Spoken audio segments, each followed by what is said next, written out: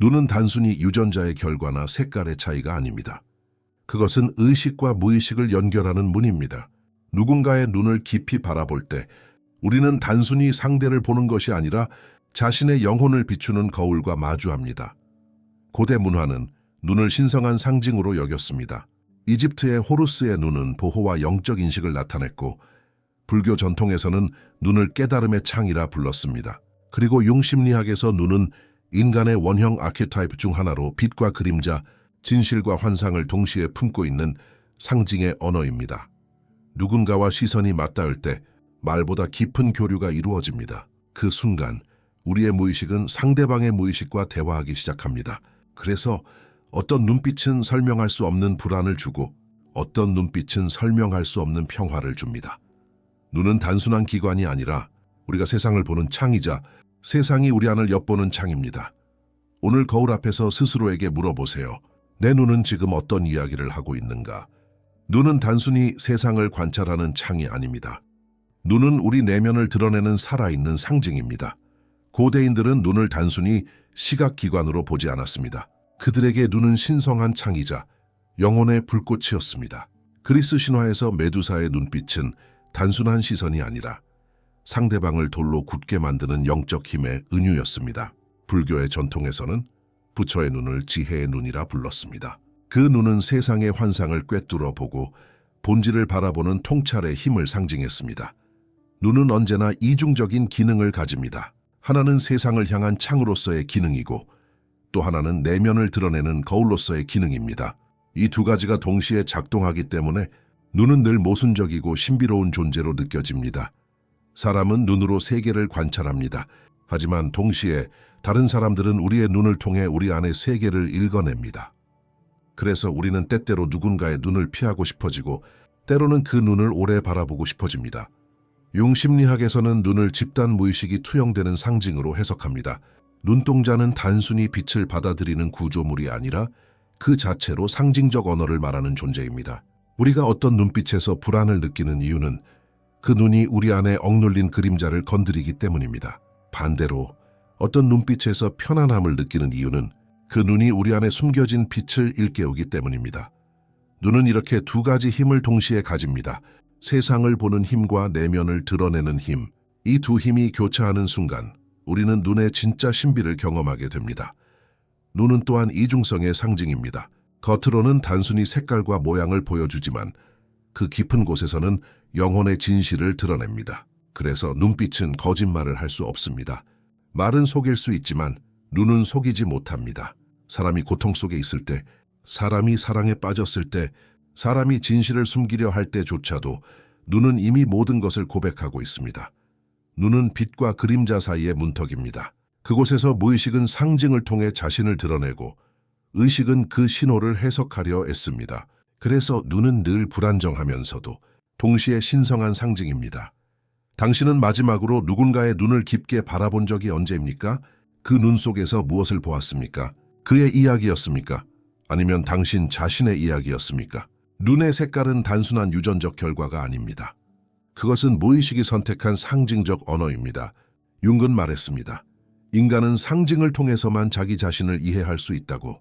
눈 색깔은 바로 그 상징의 일부이며 우리가 누구인지 무엇을 배워야 하는지를 은밀히 드러냅니다. 갈색 눈, 영혼의 비옥한 대지 갈색 눈은 가장 흔하지만 동시에 가장 기본적인 토대입니다. 대지는 평범해 보이지만 그 위에서 모든 생명이 자랍니다. 갈색 눈을 가진 사람은 모든 것을 품어주는 어머니의 원형을 닮아 있습니다. 그들의 존재는 따뜻함, 보호 그리고 안정감을 줍니다. 갈색 눈은 사람들에게 안식처가 됩니다. 그들의 시선은 마치 괜찮아, 너는 안전해 라고 속삭이는 듯합니다. 그러나 이 따뜻함은 때때로 무거운 짐이 됩니다. 그들은 남을 돌보느라 정작 자신을 돌보지 못할 때가 많습니다. 늘 강해야 한다는 무의식적 믿음 때문에 자신의 고단함을 숨깁니다. 교훈은 분명합니다. 갈색 눈의 사람은 경계와 균형을 배워야 합니다. 남을 돌보는 것만큼 자신을 돌보는 것도 신성한 책임임을 깨달아야 합니다. 파란 눈, 내면의 하늘과 영혼의 몽상과 파란 눈은 무한한 하늘을 닮았습니다. 그 눈 속에는 영적 비전과 어린아이의 신성한 순수함이 숨어 있습니다. 이들은 종종 꿈꾸는 자, 환상과 직관을 동시에 품은 존재로 나타납니다. 파란 눈을 가진 사람은 다른 사람들과 대화할 때도 단순히 현실만 보지 않고 보이지 않는 세계까지 바라봅니다. 그들의 눈빛은 마치 저 먼 수평선 너머의 진실을 응시하는 듯합니다. 하지만 도전도 있습니다. 그들의 내면의 하늘은 때로는 현실에서 도망치려는 유혹을 만듭니다. 세상을 이상화하거나 실제의 고통을 외면하고 싶어지는 것입니다.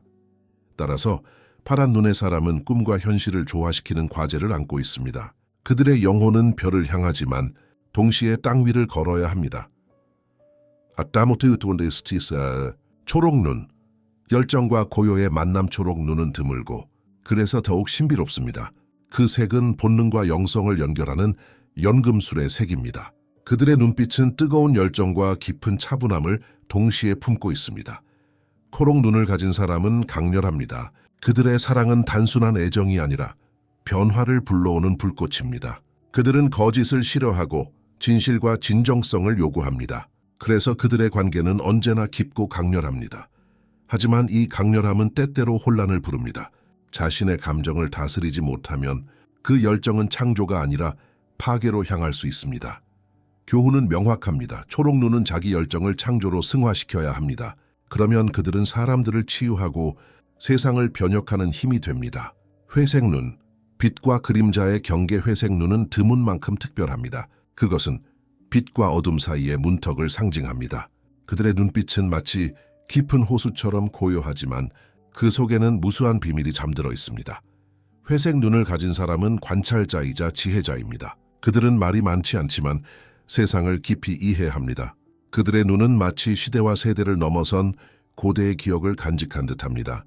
하지만 그들에게는 도전도 있습니다. 그들의 깊이는 종종 침묵으로 갇히기 쉽습니다. 자신의 내면을 표현하지 못하면 주변 사람들과의 연결이 약해질 수 있습니다. 따라서 회색 눈의 사람은 표현과 소통의 예술을 배워야 합니다. 지혜는 나눌 때 살아나고 그때 비로소 세상을 밝히는 등불이 됩니다. 호박색 눈, 본능의 원시. 불꽃. 호박색 눈은 희귀하며 그 색은 불꽃과 같고 태양의 저녁빛을 닮아 있습니다. 이 눈빛은 본능적 힘과 원초적 영성을 상징합니다. 그들의 시선은 사람의 마음을 꿰뚫고 자연의 리듬과 조율합니다. 호박색 눈을 가진 사람은 강렬한 직관과 야생적인 지혜를 지니고 있습니다. 그들은 삶을 본능적으로 이해하며 말보다 감각으로 세상과 소통합니다. 하지만 도전은 분명합니다. 그들의 불꽃은 조절되지 않으면 타인을 태울 수 있습니다. 내적 분노와 혼란은 그들을 파괴할 수도 있습니다. 따라서 호박색 눈은 자기 에너지를 창조로 전환하는 법을 배워야 합니다. 그때 그들은 세상의 빛을 더하고 영혼의 불꽃을 예술과 지혜로 승화시킵니다. 검은 눈, 창조의 심형엄은 눈은 어둡고 깊으며 그 안에는 미지의 힘이 숨어 있습니다. 그것은 단순히 그림자가 아니라 무한한 가능성의 심연입니다. 검은 눈을 가진 사람은 강렬한 존재감을 드러냅니다. 그들의 침묵 속에는 말보다 강한 힘이 흐릅니다.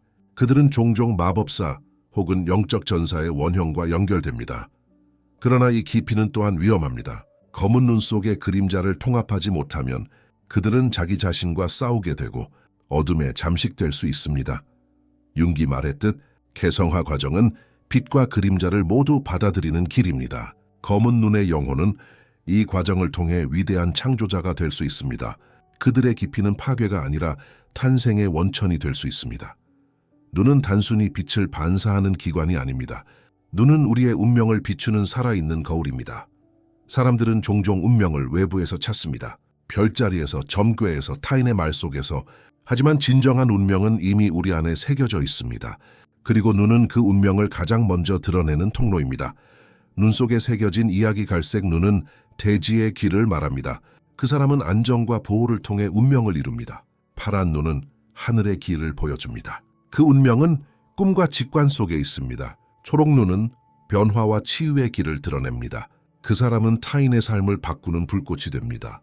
회색 눈은 경계의 길을 비춥니다. 그들의 운명은 지혜를 세상에 전하는 것입니다. 호박 눈은 원초적 불의 길을 말합니다. 그들은 본능을 창조로 바꾸어야 합니다. 검은 눈은 시면의 길을 품습니다. 그들의 운명은 그림자를 껴안아 창조로 승화하는 것입니다. 눈을 통해 우리는 자신이 어떤 길 위에서 있는지를 알 수 있습니다. 운명은 멀리 있지 않습니다. 그것은 이미 우리의 눈빛 속에서, 우리의 무의식 속에서 살아 숨 쉽니다. 융과 개성화의 길칼을 융근 말했습니다. 인간은 빛을 상상하는 것이 아니라 자기 안의 어둠을 의식할 때 성숙한다. 눈은 바로 이 과정을 도와줍니다. 눈은 빛과 그림자를 동시에 드러내는 거울이기 때문입니다. 우리가 거울 속에서 자신의 눈을 바라볼 때 그것은 단순한 외모의 확인이 아닙니다. 그것은 자기 영혼과의 대화입니다. 그 대화 속에서 우리는 묻습니다. 나는 어디로 가고 있는가? 나는 무엇을 두려워하는가? 나는 어떤 빛과 어떤 그림자를 품고 있는가? 이 질문들이야말로 운명을 여는 열쇠입니다. 눈은 운명을 창조한다 준교한 것은 눈은 단순히 운명을 비추는 것에 그치지 않는다는 점입니다. 눈은 운명을 창조하기도 합니다. 우리가 무엇을 바라보느냐, 무엇을 주목하느냐, 그것이 곧 우리의 삶의 방향을 결정합니다. 눈은 카메라처럼 현실을 기록하는 기계가 아닙니다. 눈은 선택합니다. 눈은 어떤 것은 보고 어떤 것은 보지 않습니다. 눈은 우리가 어디에 에너지를 쏟을지를 결정합니다. 그러므로 눈은 단순히 거울이 아니라 운명을 그리는 붓이기도 합니다. 눈은 홀로 존재하지 않습니다. 눈은 언제나 다른 눈과의 만남 속에서 의미를 드러냅니다. 우리가 누군가의 눈을 바라볼 때 우리는 단순히 그를 보는 것이 아니라 그의 눈 속에서 우리 자신을 다시 만나는 것입니다. 서로의 영혼을 비추는 거울 시선은 일방적인 것이 아닙니다. 내가 너를 보는 동시에 너도 나를 봅니다. 그리고 그 사이에서 일어나는 것은 단순한 시각적 교류가 아니라 영혼과 영혼의 대화입니다. 그래서 누군가의 눈을 오래 마주한다는 것은 두려운 일입니다. 왜냐하면 그 눈빛 속에서 우리는 자신의 그림자를 발견하기 때문입니다. 분노, 두려움, 사랑, 슬픔, 그 모든 것이 상대의 눈 속에서 반사되어 되돌아옵니다. 그것이 눈 맞춤의 힘입니다. 용기와 겸손의 행위, 누군가의 눈을 바라보는 것은 용기의 행위입니다. 왜냐하면 그 눈은 당신의 약점을 드러낼 수 있기 때문입니다. 동시에 그것은 겸손의 행위이기도 합니다. 왜냐하면 당신은 그 눈 속에서 자신이 결코 완전하지 않음을 인정하기 때문입니다. 칼을 융근 말했습니다. 타인을 바라보는 것은 곧 자기 자신을 바라보는 것이다. 시선은 언제나 상호적이며 그 상호성 속에서 우리는 더 깊은 자각으로 초대됩니다. 창조하는 시선, 눈은 단순히 보는 도구가 아닙니다. 눈은 창조하는 힘을 가지고 있습니다. 내가 어떤 것을 보느냐에 따라 세상은 그 형태를 달리합니다. 두 사람이 같은 현실을 보더라도 한 사람의 눈에는 절망이, 다른 사람의 눈에는 가능성이 비칩니다. 시선은 곧 선택입니다. 당신이 무엇을 바라보는가? 그것이 당신의 현실을 만듭니다. 상호 투영 상대의 눈을 바라볼 때 사실 우리는 자기 자신을 투영합니다. 누군가의 눈에서 따뜻함을 본다면 그것은 당신 안에도 따뜻함이 있다는 신호입니다. 누군가의 눈에서 차가움을 느낀다면 그것은 당신 안에도 아직 얼어붙은 부분이 있다는 표시입니다. 따라서 시선의 상호성은 단순히 너와 나의 교류가 아니라 자기 자신을 더 깊이 알게 되는 길입니다. 눈은 단순한 아름다움의 요소가 아닙니다. 눈은 당신의 영혼이 세상과 소통하는 비밀스러운 언어입니다. 그 안에는 당신이 살아온 시간, 당신이 사랑한 순간, 그리고 당신이 숨기고 싶었던 상처까지 모두 담겨 있습니다. 거울 속에 눈거울을 마주할 때 우리는 종종 외모만 확인합니다. 피곤해 보이는지, 매력이 있는지, 젊어 보이는지. 그러나 오늘부터는 다른 질문을 던져보십시오. 내 눈은 지금 어떤 이야기를 하고 있는가? 그 눈빛 속에서 피하지 못했던 두려움이 보일 수 있습니다. 아직 치유되지 않은 슬픔이 드러날 수 있습니다. 혹은 희망의 불씨가 여전히 타오르고 있는 것을 발견할 수도 있습니다. 거울 속의 눈은 당신이 누구인지, 그리고 어디로 가야 하는지를 알려주는 지도입니다. 타인의 눈 속에서 만나는 나 세상을 살아가며 우리는 수많은 눈과 마주칩니다. 그 눈들 속에서 우리는 때로는 사랑을, 때로는 거짓을, 때로는 따뜻한 빛을, 때로는 차가운 그림자를 봅니다. 그러나 중요한 것은 당신이 본 모든 것은 이미 당신 안에 존재하는 것이라는 사실입니다. 타인의 눈은 단순한 관찰의 대상이 아니라 자기 자신을 비추는 또 하나의 거울입니다. 새로운 시선으로 세상을 바라보기 눈은 단순히 세상을 기록하지 않습니다. 눈은 세상을 만듭니다. 당신이 무엇을 주목하는가에 따라 당신의 삶은 달라집니다. 절망을 바라보면 절망이 커지고 희망을 바라보면 희망이 자랍니다. 타인의 결점을 바라보면 세상은 결점투성이로 보이고 타인의 가능성을 바라보면 세상은 기회의 장으로 변합니다. 눈은 현실을 선택하는 문입니다. 그리고 그 문은 오직 당신만이 열 수 있습니다. 마지막 메시지 이제 당신에게 제안합니다. 다음에 거울 앞에 섰을 때 단순히 눈을 보는 대신 영혼의 대화를 시도해 보십시오. 그리고 누군가의 눈을 바라볼 때 그 안에서 단순히 상대를 보지 말고 그 속에서 당신의 그림자와 빛을 함께 발견해 보십시오. 눈은 신비의 문입니다. 그 문을 두려워하지 말고 열어보십시오. 진정으로 응시하는 것은 용기이자 겸손이다. 당신이 타인의 눈에서 본 모든 것은 이미 당신 안에 존재한다.